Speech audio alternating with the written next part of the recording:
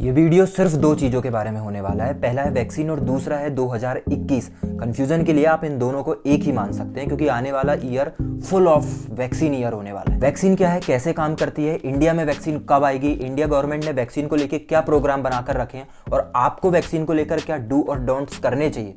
आज का पूरा वीडियो इसी के बारे में होने वाला है।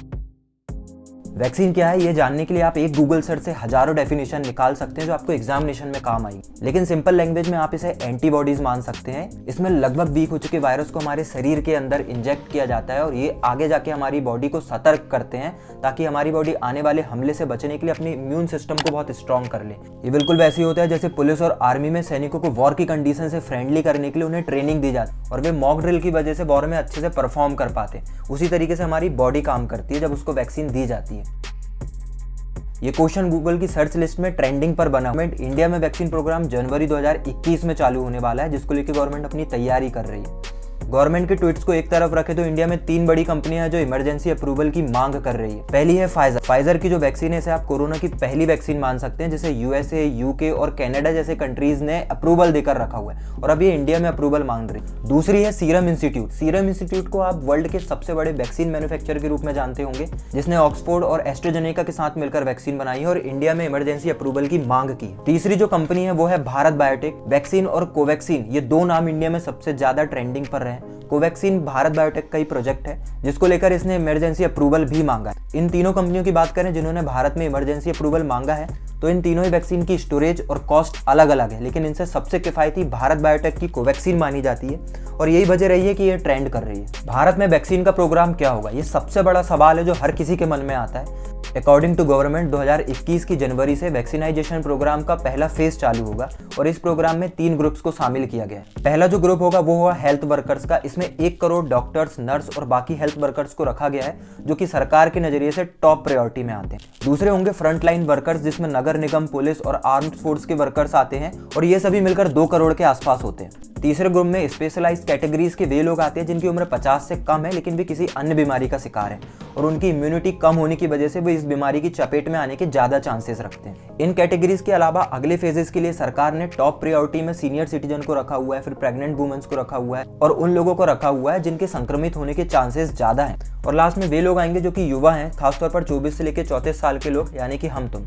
सबसे बड़ा क्वेश्चन जो वैक्सीनेशन प्रोग्राम में आता है कि क्या सरकारी इंफ्रास्ट्रक्चर इसके लिए तैयार है। जब भी कोई वैक्सीनेशन प्रोग्राम चलाया जाता है तो इसके लिए walk in cooler, deep freezer, walk in refrigerator, syringe, needles जैसी जरूरतों की पूर्ति करनी होती है। भारत में फिलहाल 28,947 कोल्ड चेन पॉइंट्स यानी यहाँ पर वैक्सीन को रखा जा सकता है और फिलहाल भारत में कुल मिलाकर 13 वैक्सीन प्रोग्राम चलाए जा रहे हैं जिसमें से ज्यादातर यानी कि लगभग 11 प्रोग्राम सेंट्रल गवर्नमेंट चला रही है और लगभग 2 ऐसे प्रोग्राम है जो अलग अलग स्टेट्स चला रहे हैं अपने स्टेट्स में। और साथ ही गवर्नमेंट दावा भी कर रही है कि पहले फेज की तैयारी उनकी पूरी हो चुकी है, मतलब उनके पास सारे प्री ऑर्डर्स हैं और सारी जरूरत की चीजें पहले से ऑर्डर कर दी गई है। इन आंकड़ों से बस इतना समझ में आता है कि गवर्नमेंट ने अपनी तैयारी पूरी कर ली है, साथ ही साथ उसको वैक्सीनेशन प्रोग्राम का पर्याप्त एक्सपीरियंस भी है।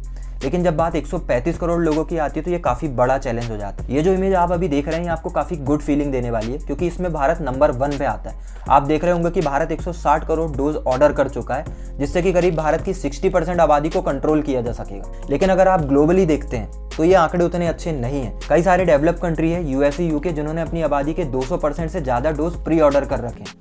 अगर बात कनाडा की करें तो उन्होंने 500% ज्यादा प्री ऑर्डर कर रखे। इस लिहाजा देखा जाए तो हम काफी पिछड़े हुए हैं क्योंकि हमने सिर्फ हमारी 60% आबादी को कवर कर रखा है जिससे हम सिर्फ केवल हार्ड इम्यूनिटी पा सकते हैं। जब भी रियल प्रॉब्लम की बात होती है तो गवर्नमेंट प्रोग्राम में इंप्लीमेंटेशन पर क्वेश्चन मार्क खड़ा हो जाता है क्योंकि 135 करोड़ की आबादी को वैक्सीन पहुंचाना कोई सरल काम नहीं है। वैक्सीन आज नहीं कल आ ही जाएगी, लेकिन दूसरी जो सबसे बड़ी प्रॉब्लम होने वाली है वो होने वाली है फेक न्यूज, रूमर्स और मिथ को लेकर। इंडिया में कुल 35 करोड़ से ज्यादा लोग सोशल मीडिया को यूज करते हैं और इंडिया में आने वाली 70% न्यूज फेक न्यूज होती है और ये फेक न्यूज कोरोना के आने के साथ ही चालू हो गई थी। अभी आप स्क्रीन पर देख रहे होंगे कि लोग किस तरीके से लहसुन से कोरोना का इलाज कर रहे थे और वैक्सीन की खबर जैसे जैसे आ रही है ये रूमर्स भी बढ़ते जा रहे हैं। अब आप इसी इमेज को देखिए जिसमें कोरोना वैक्सीन लगाने के बाद दाढ़ी उगने और मगरमच्छ बनने की बात की जा रही है। अब क्या ही कहें, साइलेंट गाली के अलावा और कुछ नहीं दे सकते आप। दूसरी फेक न्यूज जिसमें ये कहा जा रहा है कि कोरोना वैक्सीन सेफ नहीं है क्योंकि ये जल्दबाजी में बन रही है। ये रूमर 100% फेक है क्योंकि कोई भी वैक्सीन जब मार्केट में आती है तो पहली बात तो उसे गवर्नमेंट अप्रूवल लेनी होती है,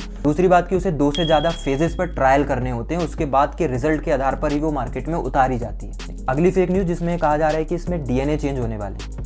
इसको लेके जवाब सिर्फ वाहियात हो सकता है, ये 100% फेक। अगला सबसे बड़ा सवाल कि वैक्सीन क्यों जरूरी। सीधे शब्दों में वैक्सीन वो चीज है जो आने वाले खतरे से हमारी बॉडी को तैयार करती है। अब अगर आप सोचें कि आपकी फैमिली के सभी लोगों को वैक्सीन लगा दी जाए तो क्या आपको कोरोना से कोई खतरा रहेगा? सीधे शब्दों में नहीं, वैक्सीन इसी तरीके से काम करने वाला। अगर आप इसे साइंटिफिकली समझना चाहे तो आप इसे एक शब्द में समझ सकते हैं, एक वर्ड है हार्ड इम्यूनिटी। वैसे तो ये साइंटिफिक शब्द है, लेकिन जब ज़्यादातर लोग आने वाले वायरस से लड़ने के लिए अपने आप को तैयार कर लेते हैं तो समाज में हार्ड इम्यूनिटी क्रिएट हो जाती है। जितनी ज़्यादा कोरोना वैक्सीन लगाई जाएगी उतनी ज़्यादा हार्ड इम्यूनिटी बढ़ती जाएगी, और हार्ड इम्यूनिटी अगर 65% तक रीच कर गई तो हम ज़्यादातर लोग सेफ होंगे, जो पूरी तरह हमारे लिए प्रोटेक्शन शील्ड की तरह काम करेगा। लेकिन प्रिकॉशन क्या है? क्या कोरोना वैक्सीन लगने से आप एवेंजर बन जाएंगे और आपको कुछ नहीं होगा? नहीं।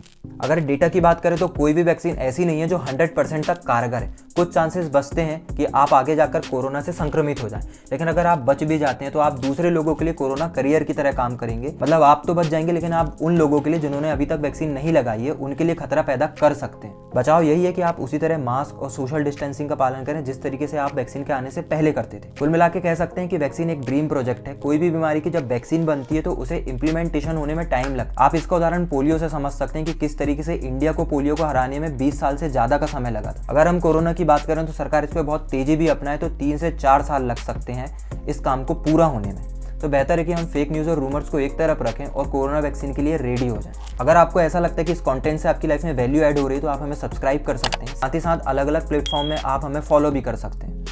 गेम्स आएंगे।